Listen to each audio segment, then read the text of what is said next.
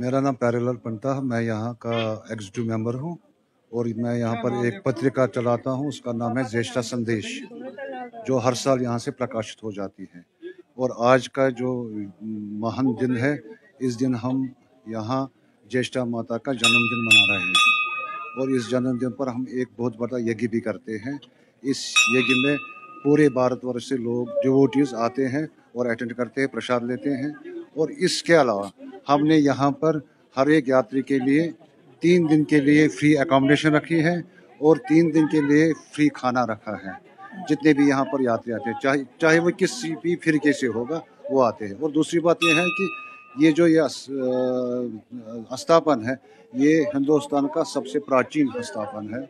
और इस स्थापन की एक और ख़ास बात है कि नीलमत पुराण में इसका जो विवरण दिया गया है, ये भारतवर्ष में सिर्फ एक ही मंदिर है जो कश्मीर में है, और ये जीठियोर में है। ये मंदिर, ये जीठियोर जो है, इसका नाम है ज्येष्ठा देवी। ज्येष्ठा देवी से फिर ये जीठियोर बन गई। ज्येष्ठा देवी, ये जो जबरवन हिल्स है, जबरवन हिल्स के बीच में है ये देवी है। क्योंकि कहा जाता है कि जब समंदर मंथन हुआ, समंदर मंथन, टर्निंग ऑफ ओशन हुआ, जब ये हमारी हिंदुइज्म की धारणा है कि उस वक्त जो राक्षस थे और जो देवता थे, उन्होंने इकट्ठे समंदर मंथन किया। उसमें से 14 रत्न निकले और उसमें से एक रत्न था जिसका नाम था महालक्ष्मी। तो महालक्ष्मी के संदर्भ में ये बात कही गई है कि जब दानव और राक्षस, उन्हें कहा कि उसको हम अपने पास रखेंगे, लेकिन देवताओं ने उसको यहाँ लाया। इसका नाम पहले था गोपादरी। गोपादरी से ही ये फिर गुपकार बन गया। तो यहाँ पर उसने संहार किया राक्षसों का, और जो यहाँ पर कुंड है, उसी कुंड में वो विसर्जित हो गई।